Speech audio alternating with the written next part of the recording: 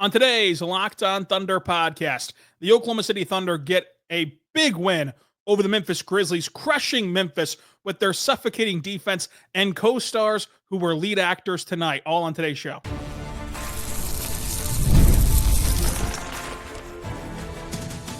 You are Locked On Thunder, your daily Oklahoma City Thunder podcast, part of the Locked On Podcast Network, your team every day.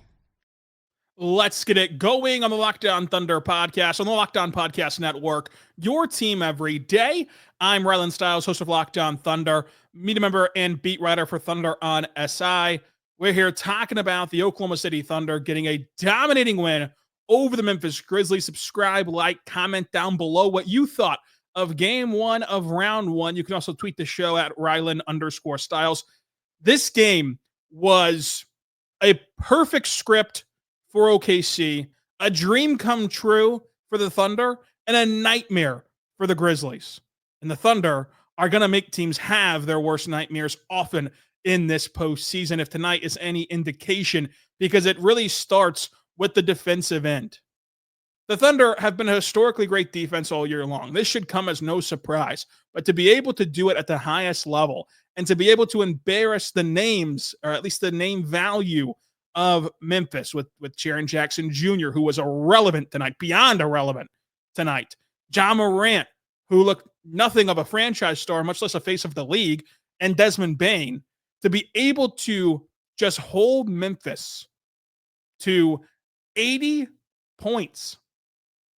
80 points in the entire game and grow this lopsided win. It was all thanks to the Thunder's defense, holding Memphis to 34% shooting from the floor, 17% shooting from three, and 83% shooting from the free throw line, while forcing 22 turnovers, while winning the rebounding margin 54-43. The Thunder were dominant in the passing lanes.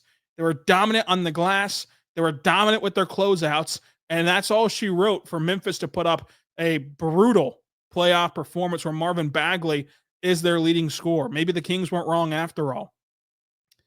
Oklahoma City is the team that Nico Harrison should hold up whenever he talks about defense wins championships. Because if he's right, then start planning that parade in June.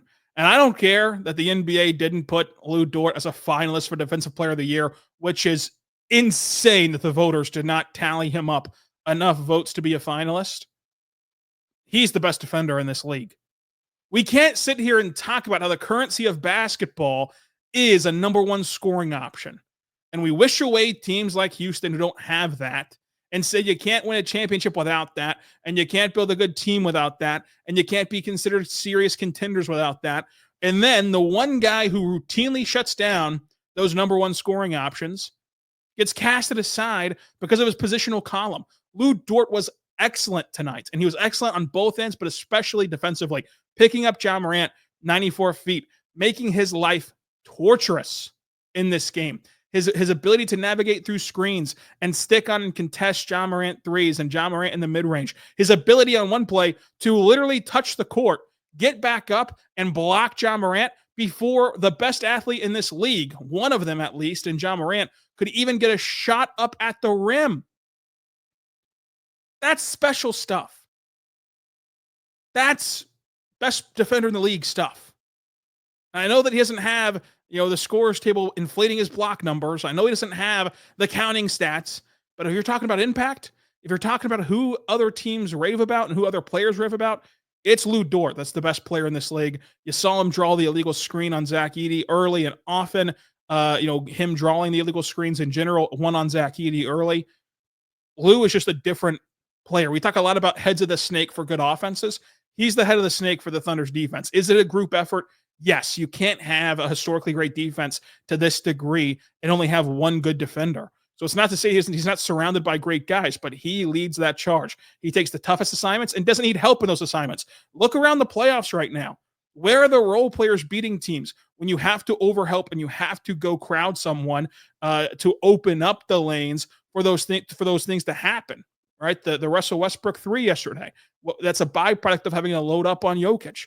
And the fact that you have a guy you can trust to put on these top-tier perimeter scores At some point, we're going to have to switch our narratives and values and go along with the times to value what Lu Dort brings to the table. Lu Dort's defense was great. The entire Thunder defense was great. From the block on Zach Edey by SGA right out of the chute to block Zach Edey from behind, dive on the floor, and get a jump ball. Clearly, Zach Edey was going to and did win that jump ball. But number one, it sets a tone. And it set a tone in multiple ways. First of all, the aggressive nature of even your star MVP player getting in the mix on a play like that defensively is always a good sign. Getting to the floor is always a good sign. And the extracurriculars afterward. It was J. Will who went up there and got chippy with Zach Edey and took umbrage with the splatter onto the floor on his guy. And there was a little jawing back and forth. And that's what you need. That edge is what you need in the playoffs. They didn't have that a year ago. They do have that now this year. And you've seen it all throughout the year. You've seen the messaging dating back to the NBA Cup.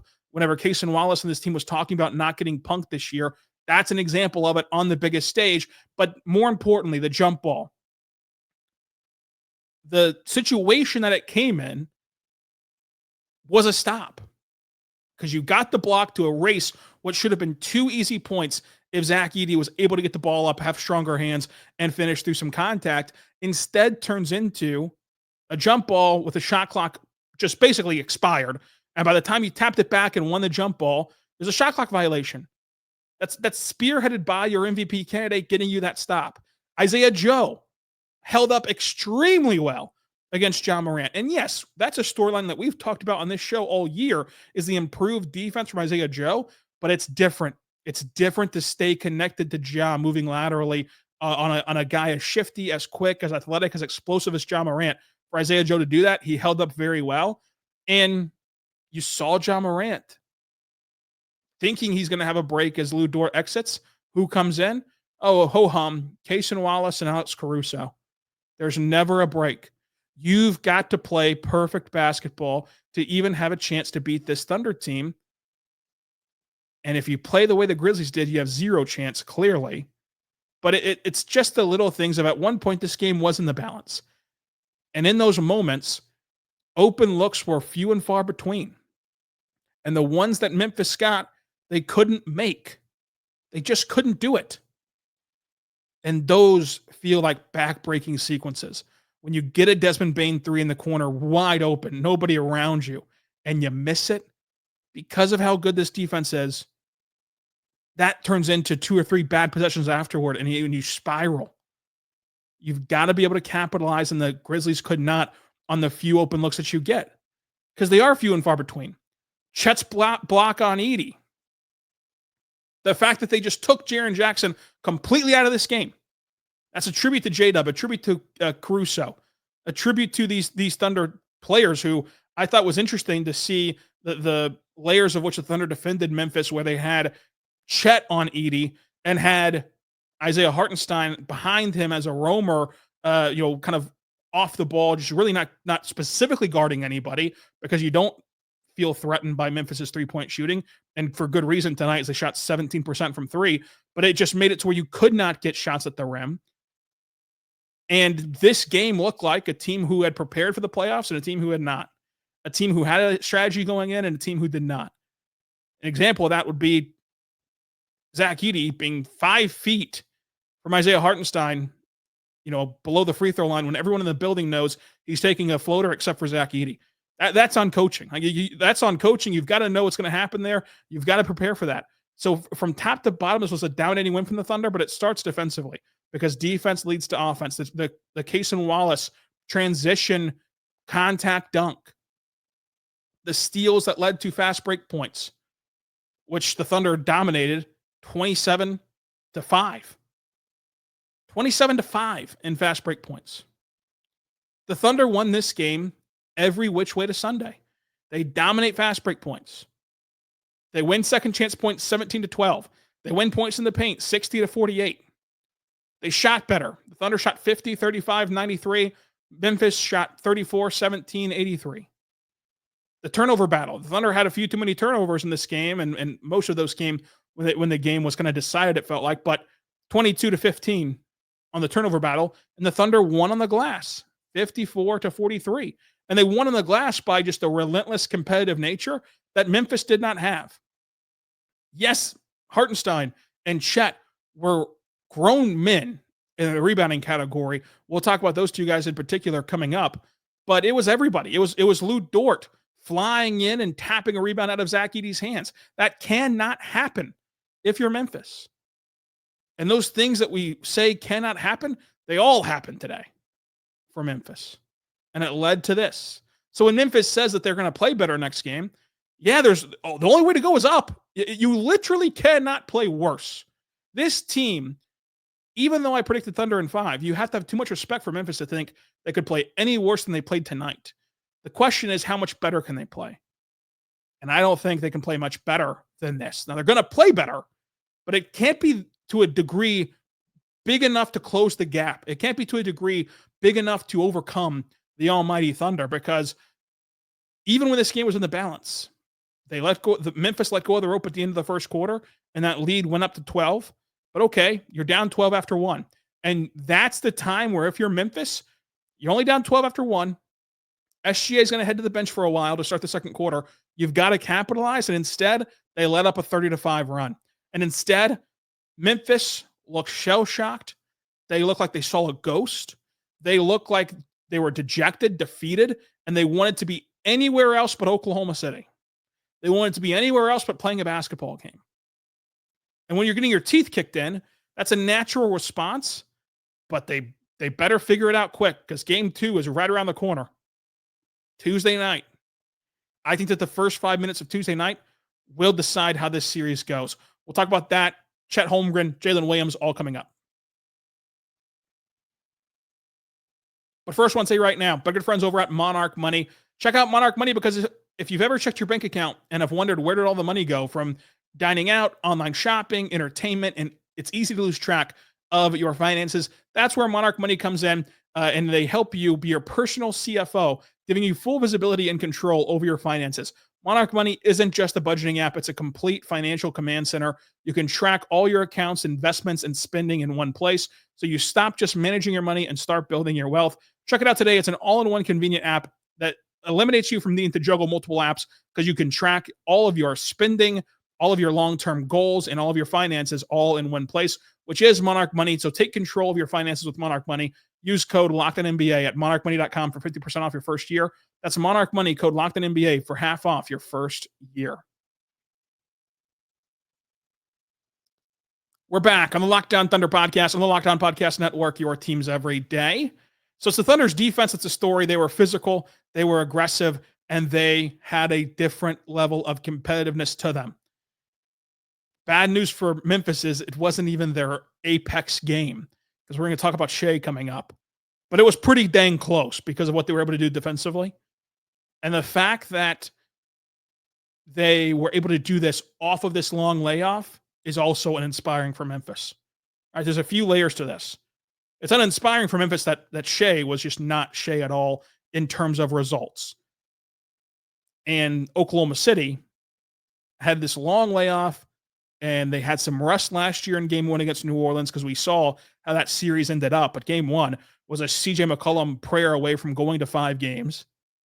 So when you're road mapping the ability to steal that one game, and the reason why I picked Thunder in 5, you were circling kind of Sunday, today, as game 1. As like, hey, I know it's a quick turnaround, but it's kind of like that number 11 seed in the NCAA tournament, that you've played a game, you're in it, the other team hasn't played in a week, and you upset them. That did not happen, not even close. Then you're circling game 3. Very lively crowd, very, very energetic arena. They have their catchy song. That can propel them to a upset win on game 3 on Thursday. But if you come out on Tuesday and you get shellacked like this again, it's all over but the crying for Memphis. All that they're going to have left is trying to put the pieces together of what's been a disastrous season. They fire their coach and slide in a bench boss who's completely over his head, and who wouldn't be. Right? This isn't a Disney movie. This isn't a Little Big League. You can't just turn the franchise over to a kid and expect him to make something happen and win one for the Gipper. Right? This is the NBA.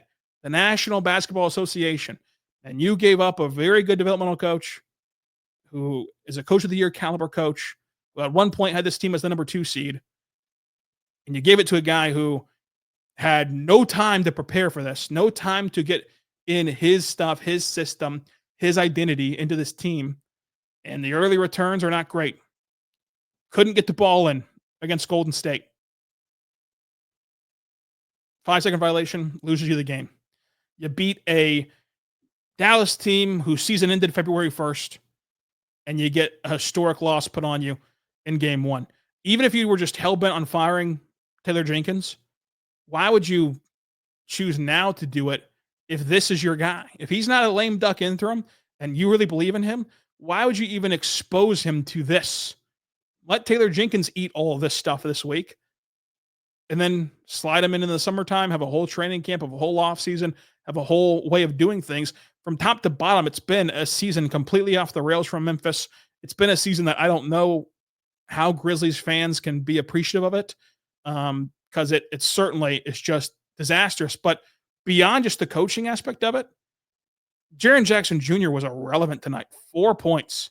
That's not coaching. That's just Jaren fading in big games as he has before, as he did Tuesday. He's a very inconsistent, good player. Ja Morant had 17 points on 35% shooting. As we mentioned, Scottie Pippen Jr. being the X factor. Look, he's a good defender, but he's undersized. He's vastly undersized. And he tries to make up for it by being physical, by being an aggressive player, by using his leverage. But the Thunder either force you to put Scottie Pippen Jr. on a matchup that he cannot contain, like Jalen Williams, like SGA, or relegate your best defender to an inconsequential player, right? Who's not going to have the ball in his hands, who's not going to create for himself a ton. That's a bad rotation. Desmond Bane, another guy who was just brutal. Zach Edey, which I think that Zach Edey is going to get beat up today. Look, Memphis does not believe that they can win this series. They don't believe they can win a game, frankly. If you just look at their body language, none of this matters in terms of winning and losing. Do they want to get their teeth kicked in like this? No. But if we acknowledge on the front end that Memphis has no chance and that they're not trying for a championship, they're not trying for a monumental upset, the best thing for Memphis to do would be to keep playing Zach Edey, because at least he'll learn some lessons along the way and you can invest in that development. But the Thunder just annihilated this entire team except for Marvin Bagley. And if Marvin Bagley is your lone bright spot of a playoff game, number one, you're up a creek without a paddle. Number two, it illustrates how great the Thunder were able to play defensively. But I think that the Thunder storyline from all this is at an individual level was their two co-stars who came into today expecting to be the number 2, number 3 option and leave today with people leaving the theater saying that they actually stole the show, because they did. And it starts with J-Dub. If you bottle up this game, and his stat line, it is efficient with 62% shooting from the floor. He had 20 points. He had 5 rebounds, 6 assists, 3 steals, a block, and only 2 turnovers. And he went 0 for 4 from 3. So you imagine, of course, one, that means he only missed a couple shots inside the arc. But number 2, you imagine he's not going to go 0 for 4 from 3 next time out, so he can get even better. But if you just bottle up this performance and the way, not just he got a pretty box score, but the way that he was able to get there, then this Thunder team is clear and away title favorites. Because the lone thing you could poke at throughout this historic regular season has been their youth and do they have a number 2 option? And then secondarily to those two things has been, can their role players hit big shots? But the biggest one has been Jalen Williams. And we've talked about it on this show. It's a lot to put on a guy. It's a lot to put on a guy that in year 2 of his postseason career, he's going to be able to put it all together in the playoffs and be a number 2 guy in a championship squad. But today, he did that. He struck the right balance of aggressiveness, of, okay, start the second quarter. This is when I take over. This is when I get to my spots. This is when I hit a rise up jumper, with how can I get my teammates involved? How can I make their lives easier? How can I be a facilitator? He walked that tightrope extremely well. And defensively, he was a complete disruptor. He did everything right. And he passed this game with flying colors. And the thing is, you can say it's one game, you can say it didn't matter. No, what Jalen Williams did mattered. I'll listen to you about AJ Mitchell's box score, even Jay Will's box score to a lesser degree, but I'll listen to you about Kindred's box score, that didn't matter. What Jalen Williams did matter. He was a plus 44 in this game.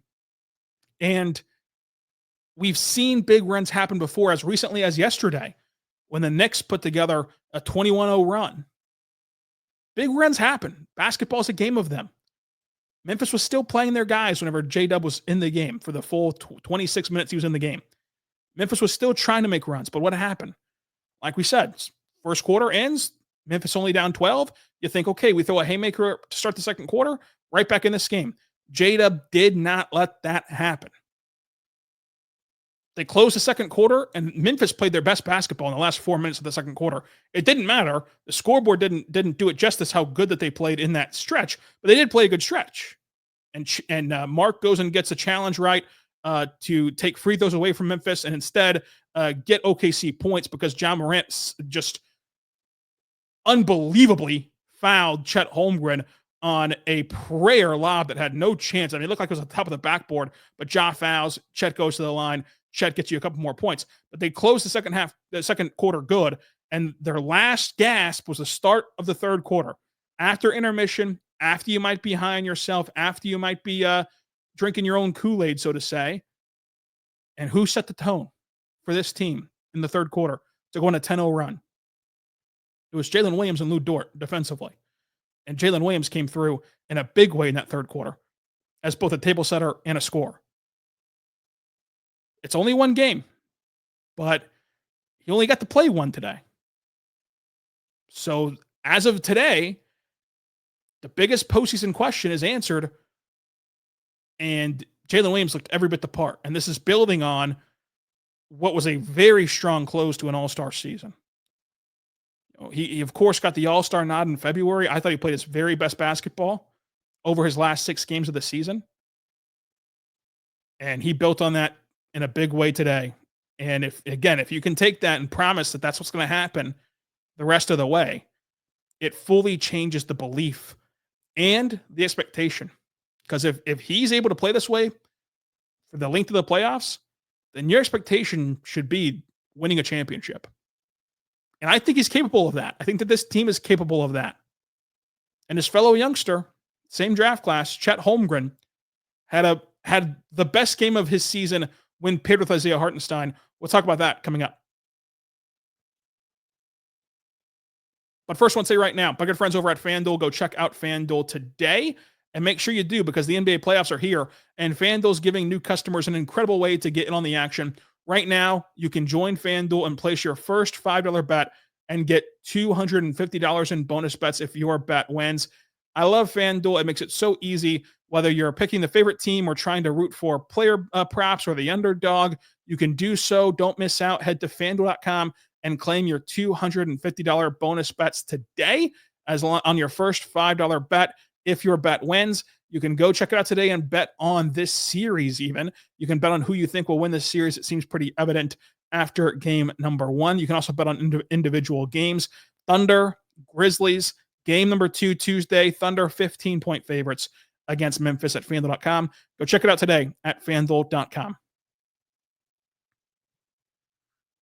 We're back on the Locked On Thunder podcast, on the Locked On Podcast Network, your teams every day. Thank you so much for making us your first listen every single morning, every single day. We're here for you, talking Thunder basketball. Chet Holmgren, what a game from him. I thought that he was in complete control, right? Jalen Williams was like a star leader, just excellent player. Chet Holmgren was kind of like taking a cruise, right? He didn't win you a NASCAR race. He also didn't drive like a grandma. He was just cruising, top down, sunny and 75, Chet Holmgren. 19 points, 10 rebounds, 2 assists, a steal, and 2 blocks. 1 foul to boot. I thought that he was the perfect blend of ultra aggressive in the paint, both looking for his own shot, blocking other shots, contesting shots at the rim without being overzealous, without forcing the issue. And the foul stat, I think, illustrates that beautifully. The block on Zach Edey, the steal, like defensively, you felt his impact for the full 22 minutes he was on the court. He goes 45% from three, from the floor, but from three is where you get really excited. 3 for 4 from three and 6 for 6 at the free throw line. This is a guy who, since breaking his hip, has been inconsistent with his shot, both at the free throw line and the 3-point line. Today, the shot didn't just go in, right? And there's a difference. Sometimes shots, like we're talking about with Shai, don't go in, but it still looked like it should have, right? It maybe had a bad bounce, or, hey, he's wide open, you got to shoot that. And it seemed like it left his hand clean, and they just don't go in. Sometimes shots go in, and it's like, okay, well, that caromed off the rim, hit the scoreboard, bounced off the rafters, and then dropped in. I don't know how much of that was actually talent or banked in or whatever. With Chet, this was smooth. The jumper was fluid and faster. 2 Fs than it has been before. And this is a player who, even last year, when he was playing all 82 games and he had a rookie of the year caliber season, even last year, the splits tell you can go look this up. The splits tell you he was a better player with more time off. With each day off that you would give him, his averages would creep up. He's got plenty of time off for game one. He was excellent in game one. And in the playoffs, there's no back-to-back. So he'll be able to have some rest throughout the playoffs as well. But the shot looking faster was a big deal to me, because that's what you're going to need to have in the postseason. And another thing where I would say he was on cruise control, and I say that in an endearing way. I don't say that as in he was coasting. Don't get that confused. Cruise control in the sense of he would pick and pop. Guys would find him. He'd take the open look. He'd pick and pop. Guys would miss him. Miss him in the sense of like wouldn't pass it to him. And that happened in the first quarter whenever Shai kind of got downhill on Jaren. Probably should have just kicked it out top of the key and let Chet hit the three. Shai put up a shot instead. But it didn't affect his demeanor. You would have never known that he was missed on that play. He just got back on defense and played through it. And then when the ball went to him, and this is a key difference from last year for both J-Dub and Chet, but you saw it tonight with Chet. When the ball swung to him, if he didn't have a three, he didn't just immediately get off the ball. And J-Dub didn't either. Both those guys elevated their game in this way. Where the ball swung to him, he'd attack you off the catch. Because you're going to close out hard to these two guys. You just are. They're too talented not to. And that's where they can get downhill. Both of them, especially Chet, did a really good job of that, of playing off the catch, and it led to some great results for them, as J-Dub's a plus 44 and Chet's a plus 25. Now, SGA, it's semantics. I wouldn't say he had a bad game. Did he have a non-Shai game? Obviously. Were the results bad? Yes. The process wasn't, though.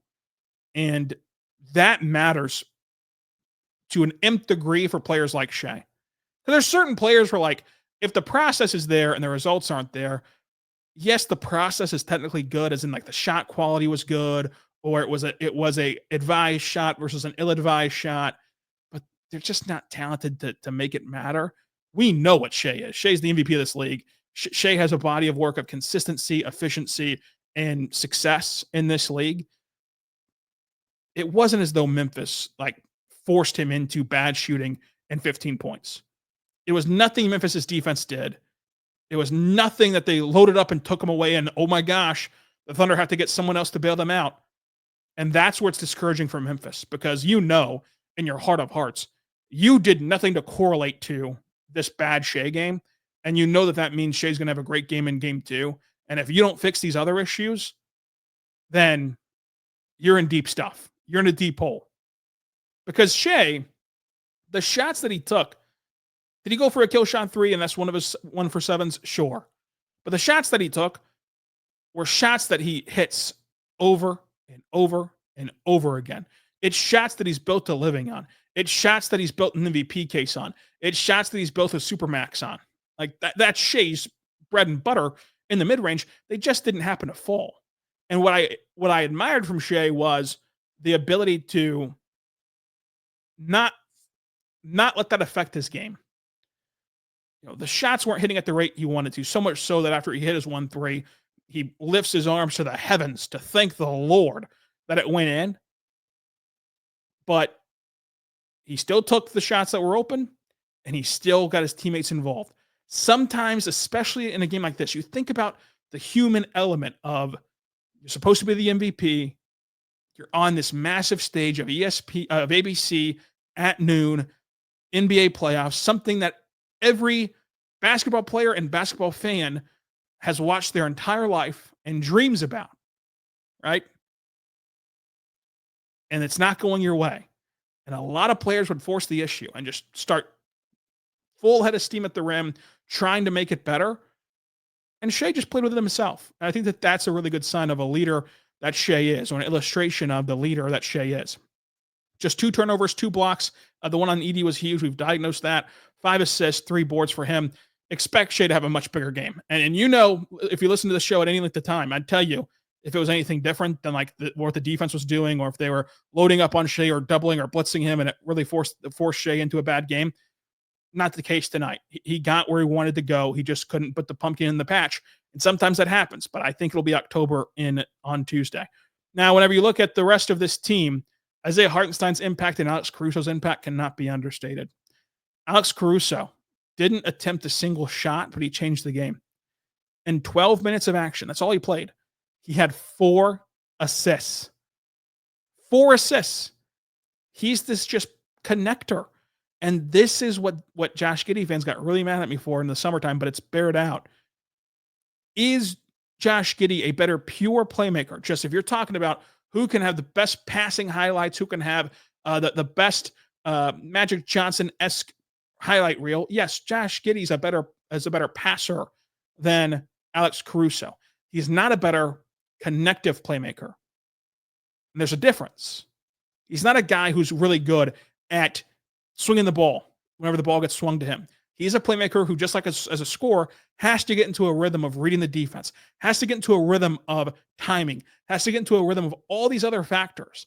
Whereas Caruso can come in and just make quick and easy and right decisions. So the 4 assists from him were allowed, his hockey assists were allowed, and his defense was allowed. He ends up with 3 rebounds, but he eliminated Jaren Jackson Jr. from this game whenever he was in the contest. When he got switched on and around the Rolodex of players that Memphis has, he was elite at that as well. And you only needed him for 12 minutes. J. Will came in the first quarter. I found that to be very interesting. I think that is what you're going to hope for long term. And this is not about J. Will's box score, because it does not matter. He had to play 19 minutes because the game was a blowout. But in the first quarter specifically, I think that they're going to go back to that Tuesday because it's such a unique way to steal some rest. So in the playoffs, timeouts are longer, quarter breaks are longer. If you're going to start double bigs, that limits your front court depth. So you either have to stagger them really quickly to still have one of those 2 guys on the floor at all times, or you can get away with playing them together longer if it's working by stealing like the last 3 minutes of the quarter with Shai still on the floor, where Shai's really leading the charge with J. Will. Because the benefit of J. Will is he's really improved as a defender in the sense of just being in the right spots. Is Chet and better than him defensively? Obviously. But he's always in the right spots. He's improved as a vertical rim protector. And he has the element of, if you just put him in there for the last 3 minutes of the first quarter, if he nails a 3 like he did tonight, that's a big deal. And so why that 2-minute stretch is so important is it gets highlighted. You put him in, say, with 4 minutes left in the first quarter. Then you get the 3-minute timeout.